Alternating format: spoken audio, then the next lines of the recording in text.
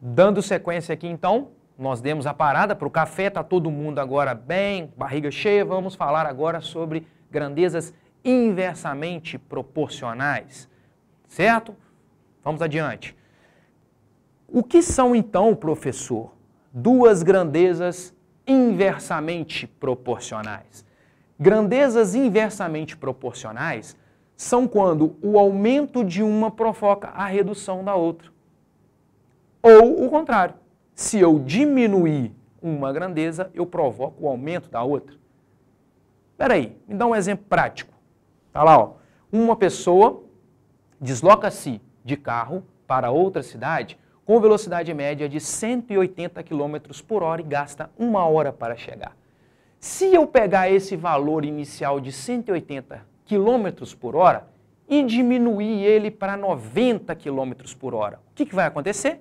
Vai acontecer que eu vou aumentar a minha hora gasta nesse percurso.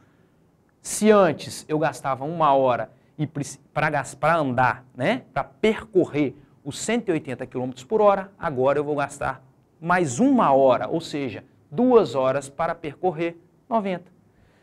Agora, digamos que a velocidade diminua para 30 km por hora, ou seja, antes eu andava a uma velocidade de 180 km por hora, agora não.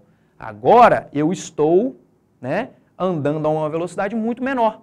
Com isto, as minhas horas também estão aumentando. Um exemplo clássico de grandezas inversamente proporcionais. Eu estou diminuindo uma e aumentando a outra. Então vamos lá. Portanto, ao se diminuir a velocidade do carro, o tempo gasto na viagem será aumentado na mesma proporção. Então aqui nós concluímos simplesmente o que nós raciocinamos antes. Correto?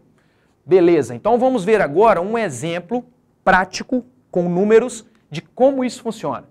Dadas duas sucessões, dois conjuntos, 2, 3 e 4, 6, 4 e 3, pede-se montar a seguinte proporção. Gente, nós estamos tratando do assunto de uma proporção que seja inversamente proporcional.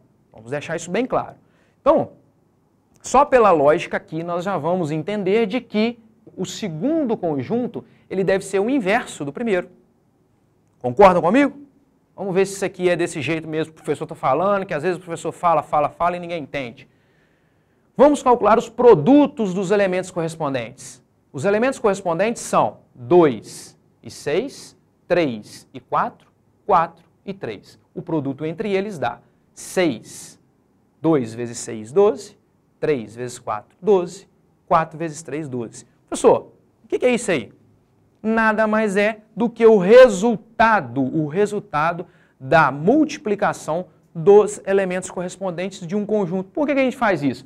Para a gente ver se esse conjunto proposto para a gente é inversamente proporcional. Nós vamos ver agora. Ó. Observando uma sucessão de razões montadas a partir da primeira sucessão, ou seja, do primeiro conjunto fornecido pelo nosso exercício, nós temos que o segundo conjunto, que antes era 6, 4 e 3, agora vai ser 1 sobre 6, 1 sobre 4, 1 sobre 3. Para ser uma razão, uma grandeza inversamente proporcional, o segundo conjunto a gente tem que analisar ele como sendo o inverso do primeiro. Então está aqui, ó. Poderemos notar que elas são, para existir uma proporção, iguais entre si. Então vamos lá. O número correspondente ao primeiro conjunto e ao segundo, para ser inversamente proporcional, nós temos aqui, ó, 2 sobre 1 sexto, 3 sobre 1 quarto, 4 sobre 1 terço, que é igual ao produto deles que está aqui, ó. Correto? Então, sendo 12, aqui, ó, o coeficiente da proporcionalidade inversa. Professor, agora eu embaralhei minha cabeça. Não embaralhou não, nós vamos ver aqui agora. Vamos ver na prática como que isso que eu falei funciona. Durante o primeiro semestre do ano letivo, Alice faltou 2 vezes às aulas. Benedito e Clóvis, que são seus irmãos, faltaram 4 e 6. Notem que vamos passar aqui adiante aqui, que senão vocês não vão entender. Para Alice,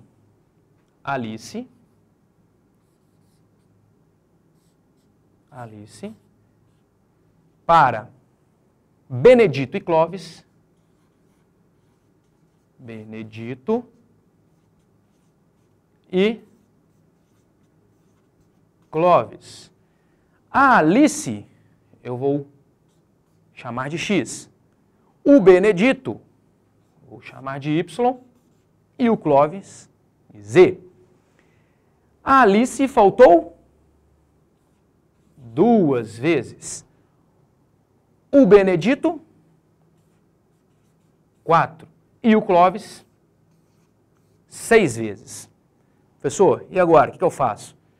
Seu pai resolveu distribuir a importância de R$ 880 em partes inversamente proporcionais às faltas que eles tiveram. Ou seja, nós não sabemos quanto a Alice recebeu, quanto o Benedito recebeu e quanto o Clóvis recebeu. Nós só temos a informação de que eles faltaram, a Alice faltou 2 vezes, o Benedito 4 e o Clóvis 6. Com isso, nós vamos fazer a seguinte divisão. Colocamos aqui, ó, x, y e z, que foi as variáveis que nós vamos procurar para cada um, dos filhos, e temos a informação que o exercício nos passou, que a Alice faltou 2, o Benedito 4 e o Clóvis 6. Para que nós possamos analisar como sendo inversamente proporcionais essas razões que nós vamos montar, nós teremos que fazer o inverso do segundo conjunto. Notem que se nós colocarmos isso em conjunto, nós vamos ter um primeiro conjunto de x, um primeiro conjunto formado pelos seguintes números, x, y e z, e um segundo com as devidas faltas que cada um filho teve.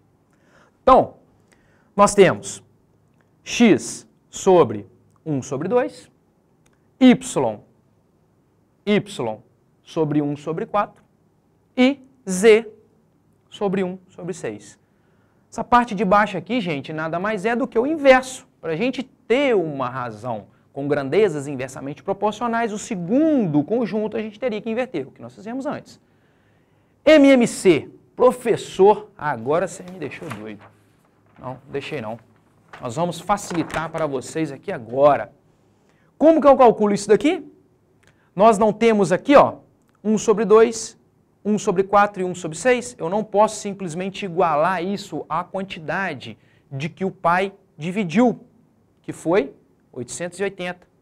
Eu tenho que tirar o mínimo múltiplo comum desses números aqui. Como é que eu faço isso? Coloco aqui, ó, 2, 4, 6. Isso aqui a tia Maria ensinou pra gente lá atrás e a gente não gravou, mas nós vamos lembrar aqui. 2. Qual que é o menor número que eu posso dividir por esses, para ser múltiplo dos 3 números ao mesmo tempo? 2. 2 por 2, 1. 4 por 2, 2. 6 por 2, 3. Ainda posso dividir por 2? Posso. Temos aqui 1, temos aqui 1, temos aqui 3. E agora, posso dividir por 2? Não. Por 3.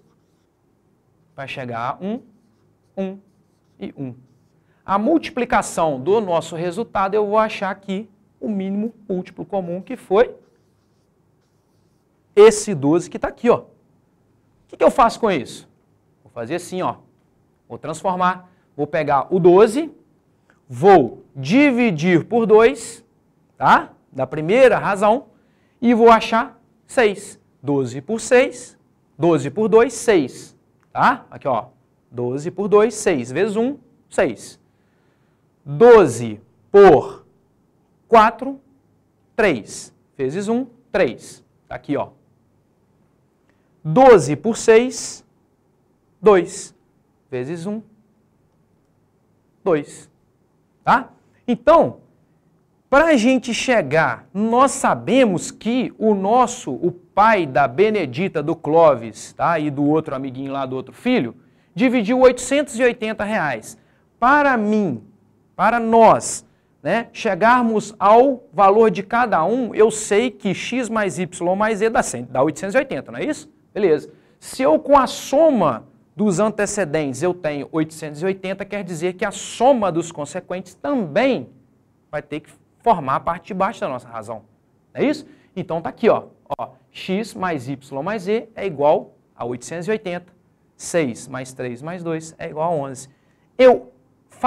Aplicando a teoria geral das proporções, que é colocando todas em igualdade, eu vou ter x sobre 6 é igual a y sobre 3, que é igual a z sobre 2, que é igual a simplificação disso daqui, ó, que dá 80. Agora ficou fácil, né, professor? X sobre 6 é igual a 80, o que me dá um valor de R$ 480. Y sobre 3 é igual a 80, o que me dá um valor de y de R$ 240. Z sobre 2 é igual a 80, o que me dá um valor de R$ 160. Gente, tem uma forma da gente conferir isso aqui? Tem. Simplesmente somando esses valores e ver se vai dar 880. Então vamos lá. Eu chamei de X, quem que foi? A Alice. A Alice recebeu 480, o Benedito recebeu 240 e o Clóvis recebeu 160. Gente, matemática financeira foi feita, para a gente calcular, para a gente facilitar a nossa vida.